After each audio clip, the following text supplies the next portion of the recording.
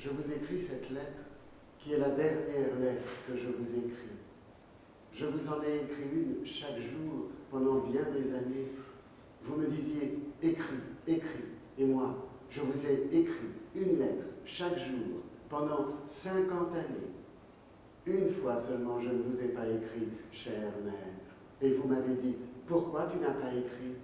Alors je vous ai dit que je ne pouvais pas, que c'était à cause de la disgrâce. J'étais à l'hôpital, je n'ai pas pu vous écrire. Mais moi, je vous ai dit que tôt ou tard, je vous l'écrirai, cette lettre. Certaines choses, on les écrit tout de suite. Sinon, ça prend une vie entière pour trouver les mots justes pour les dire. Et maintenant, cette lettre, je vous l'écris. Mais remarquez que c'est celle du 17 mars 1949, celle du jour où je ne vous ai pas écrit. Mais pour raconter l'histoire comme il faut, je dois reprendre à la journée d'avant, le 16 mars 1949, qui est le premier jour de ma vie où j'entre pour travailler à l'usine, à la fabrique. Ce jour-là, je pointe à 10 heures précises et j'entre à la fabrique. C'est le service de nuit. Je me change dans les vestiaires et je regarde par la fenêtre. Parce que la fenêtre des vestiaires de l'usine, c'est le dernier endroit de l'usine où, depuis l'usine, on peut voir encore ce qui se passe au dehors. De la fenêtre du vestiaire, on voit le bar tabac d'Assunta. Je me change et je sors du vestiaire. Je traverse l'esplanade en béton armé de la fabrique. Je passe à côté de ce drôle de poirier qui a poussé près du banc et je vais vers la fonderie. Je dois balayer le charbon dans le haut fourneau. Je suis manœuvre. C'est là que j'ai connu Faust, mon chef d'équipe. C'est lui qui m'a appris le travail. Et la première chose qu'on doit apprendre, me dit Faust, c'est que la fabrique a un centre et que le centre de la fabrique, c'est le haut fourneau. Toute la fabrique est construite pour que le haut fourneau fonctionne bien et que le gaz, produit par le haut fourneau, transformé en courant électrique, fasse marcher l'usine entière.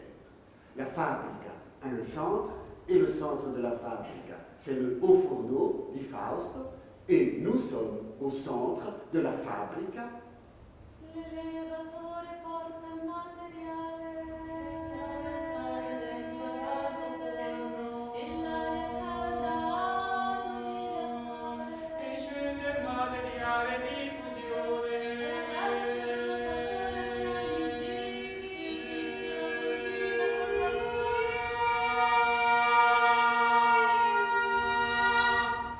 giri una nozze sensibile continua o il vento dal fuoco che il carbone quindi c'è il ritorno di pressione il sibilo è un cantico che sale Poi scende di tonalità. poi c'è un foro Alla base del forno e finalmente l'acciaio fuso, scintille saltano e tu le guardi, graffiti in polvere sulla tua pelle.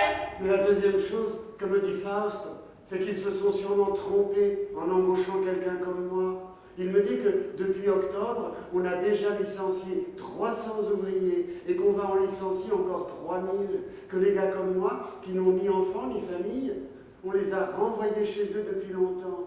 Comment imaginer qu'ils vont embaucher quelqu'un comme moi? Non, les seuls qui restent à l'usine, ce sont ceux qui ont eu la disgrâce. Ceux à qui la fraise a emporté une main, ceux que le moulage sous pression a rendu sourds. Ceux-là, on ne peut pas les licencier. Parce qu'à Faust, mon chef d'équipe, c'est vrai, il lui manque une jambe. C'est pas seulement qu'il boite, non, il lui manque vraiment la jambe tout entière, depuis la fesse jusqu'en bas, plus de jambes. Il dit que c'est une erreur qu'il m'ait pris, moi, pour travailler à la fabrique, qu'ils ont fait une erreur et que dès le lendemain, c'est sûr, je vais recevoir mon licenciement ou qu'ils vont rompre le contrat. Chère mère, il manque une jambe à Faust.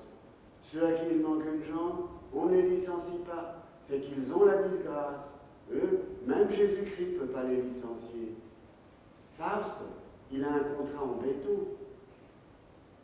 Et puis la fabrique, c'est une affaire de famille au fond, une affaire de génération. Sa famille travaille à la fabrique depuis le temps de son grand-père. Son père y était aussi. Chère mère, le grand-père de Fausto, il s'appelait Fausto lui aussi. Même son père s'appelait comme ça. Fausto le grand-père, Fausto le père, Fausto le fils, c'est-à-dire lui. C'est bien vrai ce que vous dites, chère mère, que le mort porte le vivant, dans le sens où, quand quelqu'un meurt dans une maison, eh bien, quelque temps après, il y en a un autre qui naît pour que les choses soient comme avant. Comme vous dites, chère mère, le mort porte le vivant, mais le vivant doit porter en avant la vie du mort, et il doit en porter le nom. C'est comme ça que Fausto s'appelle Fausto, comme le père, comme le grand-père, pour porter en avant la vie du mort.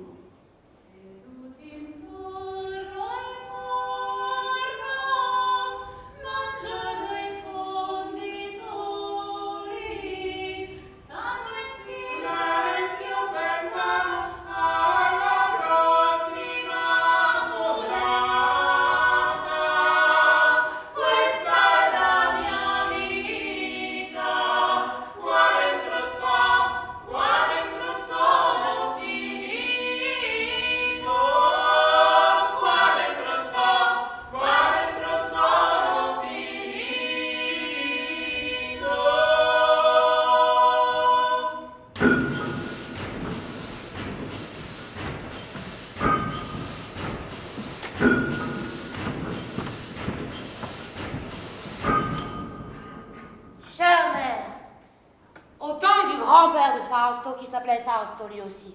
Le patron de la fabrica s'appelait Pari de Pietrasanta. Pietrasanta était de ces gens qui veulent se mettre à la fenêtre de chez eux, regarder ce qu'il y a en dessous et voir que tout leur appartient. Un de ceux qui veulent, oui, se mettre à la fenêtre et dire « Tout ça est à moi, rien qu'à moi ». Seulement voilà, lui, il se mettait à la fenêtre et il voyait sa fabrica plantée au beau milieu d'une plaine toute brûlée. Il n'y avait pas un brin d'herbe qui poussait sur cette plaine parce que l'usine avait tout brûlé. Mais c'était une plaine infinie. Et dans cette étendue infinie, rien ne lui appartenait. Pas même un caillou ou un grain de poussière. Il avait tout fait pour se l'acheter, cette maudite terre, mais son propriétaire ne voulait pas la vendre. C'était un noble aristocrate qui se fichait pas mal de l'argent qu'il aurait pu y gagner. Mais voilà qu'octobre arrive, et que les femmes de l'usine vont parler avec le patron. Parmi ces femmes, il y avait Assunta. Sur elle, chère mère, il faudrait écrire une lettre à part. C'est qu'elle était vraiment belle, Assunta. Une madone au visage de pierre sculptée. Bref, ces femmes arrivent. Assunta lui fait au patron. Nous sommes venus demander une chose de rien du tout. C'est bientôt novembre. Le premier, c'est la Toussaint, le 2, c'est la fête des morts. Vous, la Toussaint, vous nous la donnez toujours en congé. Mais nous n'avons pas de saints au paradis, nous n'avons que des morts au cimetière. Alors voilà, cette année, nous vous demandons de faire un échange. On fait comme ça. Le premier, nous venons travailler, même si c'est fête, et nous récupérons le 2 que vous nous donnez en congé. Chère mère, parlez des Pietrasanta à le patron. Aussitôt, il les traite de mécréantes. Barbares, mais qu'est-ce que c'est que cette histoire de mort? C'est le jour des saints que l'on fête. Si le 2, l'une d'entre vous n'est pas au travail, c'est vous toutes qui êtes licenciées. Assunta s'en va avec les autres femmes, mais le jour de la Toussaint, elles se présentent toutes ensemble à la fabrica pour travailler. Mais le patron Pietrasanta tient les grilles fermées. Il ne fait pas retentir la sirène et personne ne peut rentrer. Le lendemain, le 2 novembre, le jour des morts, la fabrica ouvre, la sirène retentit, les hommes vont à la fabrica, mais pas les femmes. Elles sont toutes au cimetière à pleurer et à prier leurs morts. Chère mère, le 3 novembre, on aurait pu croire que tout était terminé, parce que le 3 novembre, ce n'est pas une fête. Mais le patron Pietrasanta est derrière la grille de la fabrica. Il fait entrer les hommes, mais quand c'est une femme qui arrive, il ne lui permet pas d'entrer. Pietrasanta reste là, avec la liste des femmes qui travaillent à la fabrica. Elles sont 150, ces femmes qui travaillent à la fabrica. Pietrasanta a la liste avec leurs 150 noms. Pietrasanta dit qu'il les renvoie toutes. Il dit qu'aujourd'hui, seule la première femme de la liste pourra travailler. Demain, la seconde entrera aussi. Le 3e jour, les 2 premières avec une 3e. Et ainsi de suite jusqu'au 150e jour où elles vont toutes pouvoir entrer jusqu'à la dernière. Et la dernière sur la liste, c'est Assunta. La belle, la madone, le visage de pierre sculptée. Assunta qui reste 150 jours sans pouvoir travailler. Assunta qui aurait pu mourir de faim, C'est mort, alors il finit par les rejoindre, c'est mort. Mais les jours passent, et Assunta revient à la fabrica. Et Pietrasanta est là qui l'attend. Elle rentre, mais elle ne pointe pas. Pietrasanta, le patron, demande comme ça, pourquoi tu n'as pas pointé? Alors elle dit, vous êtes le patron ici et vous m'avez volé 150 jours de travail. Le 151e, c'est moi qui vous en fais cadeau. Elle en avait du courage et de l'orgueil, cette Assunta, chère mère. Nabassa plebe va rispettata perché lavora da mare a sera. Abbassa dunque la mano nera, senza ritorne faremo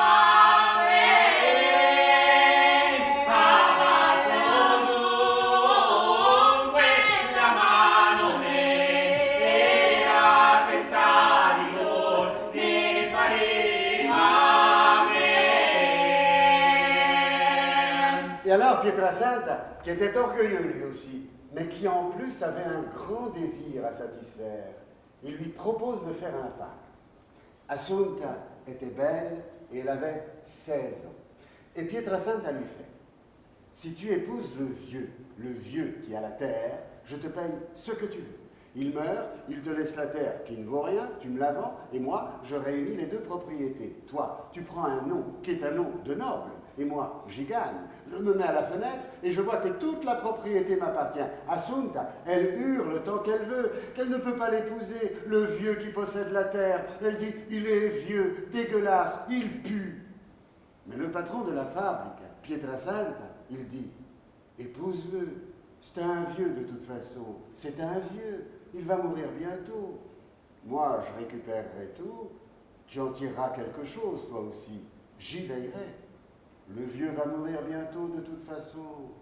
Et s'il ne meurt pas tout seul, Assunta hurlait tant qu'elle pouvait. Pourtant, elle avait bien envie de se marier.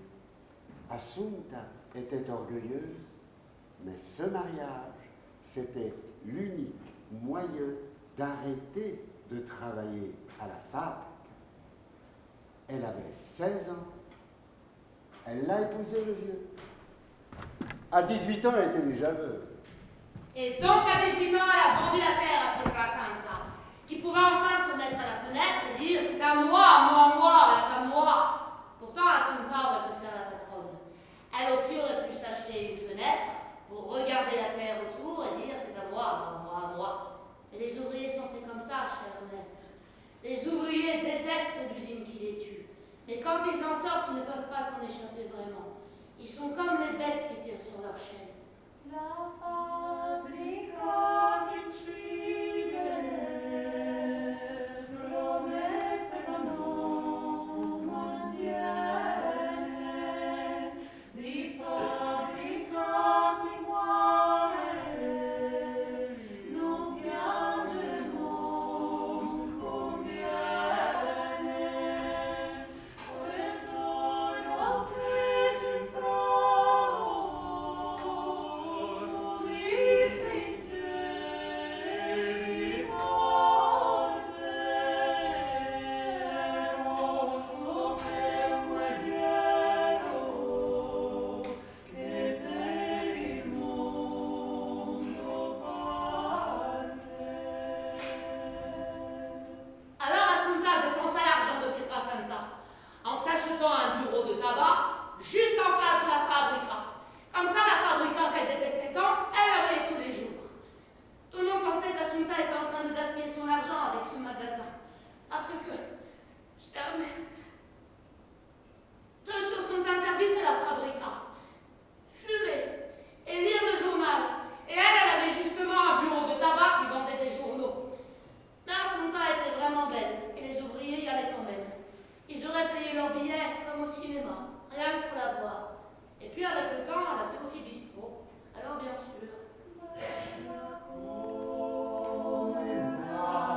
Madonna che scolpita nella roccia senza un filo di vergogna, tu ci muori.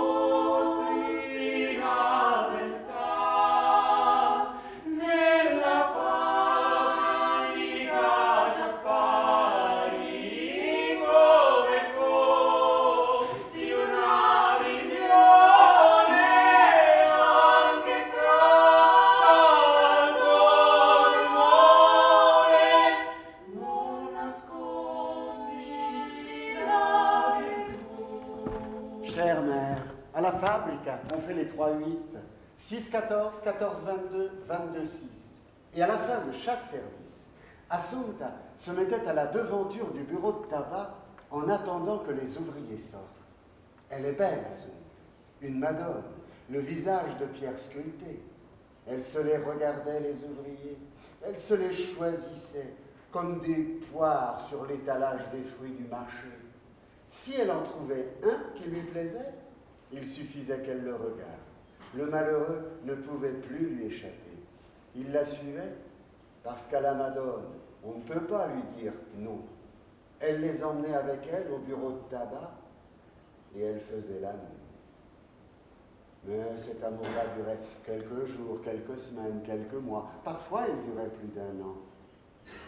Mais quand l'amour d'Assunta pour cet ouvrier finissait, quand le sentiment faiblissait, Assunta, l'ouvrier, elle le faisait mourir. Chère mère, je dois préciser que derrière le magasin d'Assunta, il y a un puits. Quand Assunta en avait marre de son amant, Assunta, l'amant ouvrier, elle le jette dans le puits. Encore aujourd'hui, on dit aux enfants, tiens, je te paye si tu bois l'eau du puits. Personne ne la boit, cette eau. Ben, il y a des morts là-dedans. Même si c'est des vieux morts, c'est quand même dégueulasse. Bref, Assunta, quand son histoire d'amour se meurt, quand elle en a marre de l'amant, elle le jette dans le puits. Pas parce qu'elle ne veut pas qu'on sache qu'elle a eu une histoire avec tel ou tel ouvrier, pas parce qu'elle a honte d'aller avec le prolétaire maintenant qu'elle s'est émancipée, qu'elle est devenue una signora. Non, pour ce qui est de faire l'amour, Assunta est démocratique. Ouvrier ou patron, tout est bon. Mais le fait est qu'Assunta a un secret. Ma un segreto particolare. Et certains secrets à un amant, tu ne peux pas les cacher. Habillée, on dirait une femme comme toutes les autres. Mais déshabillée, Assunta, tu la vois qui n'est pas comme les autres femmes. Et vous savez, chère mère, quel est ce secret à cause duquel Assunta, pour qu'il soit bien gardé, a jeté tous ses amants dans le puits? C'est une chose étrange à dire. Mais Assunta sur sa poitrine, elle a 3 seins. Chère mère, 3 seins identiques et parfaits. 3 l'un à côté de l'autre. Pas 2 non comme toutes les autres femmes, mais 3 seins. Una cosa da miracolo. Moi, je dis que les ouvriers étaient même contents de mourir après avoir vu le miracle. Après l'avoir touché de la main comme le fit saint Thomas.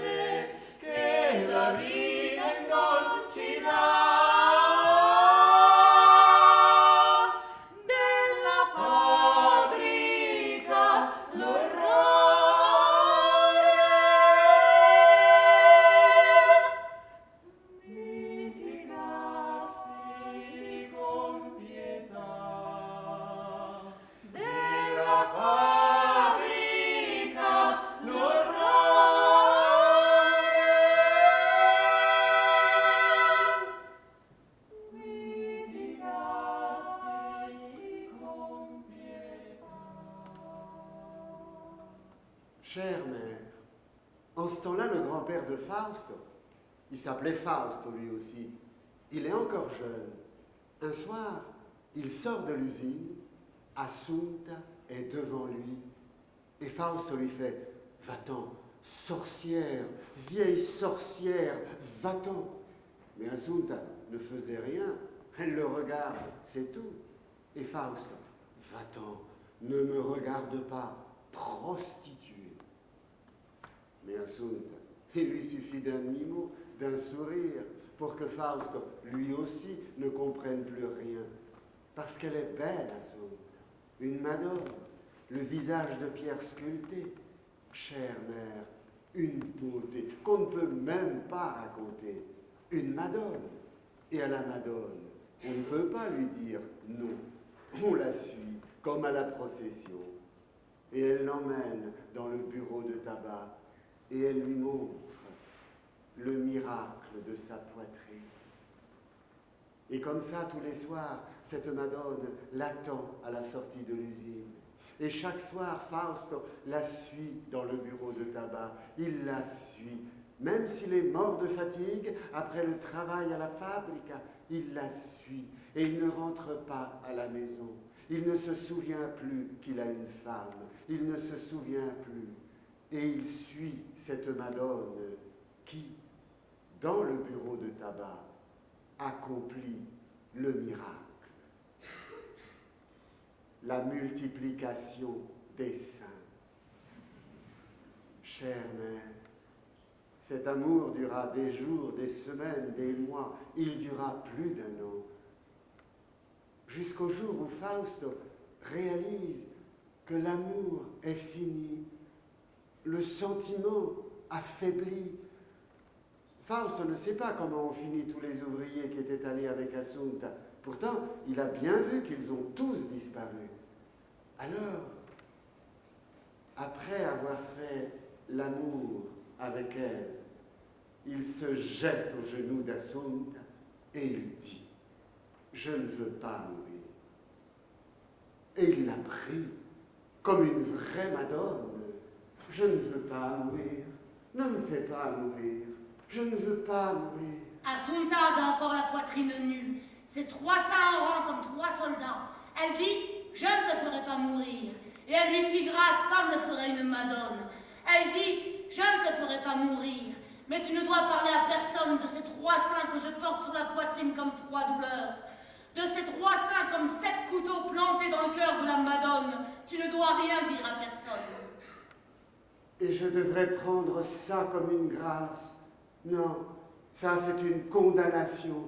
Mais comment je fais, moi, pour ne pas la dire, cette chose-là? Il vaudrait mieux que je meure, que je disparaisse comme tous les autres. Il vaut mieux mourir. C'est mieux de mourir. Il vaut mieux mourir que de ne rien pouvoir dire. C'est comme ça que Fausto s'en est allé, avec cette condamnation sur le dos. À partir de ce jour-là, il n'a plus parlé. À partir de ce jour-là, il s'est tu, par peur que lui échappe quelque chose qu'il avait juré de ne pas dire. Les autres ouvriers à la fabrica devenaient sourds, à la presse, au laminoir, au moulage sous pression.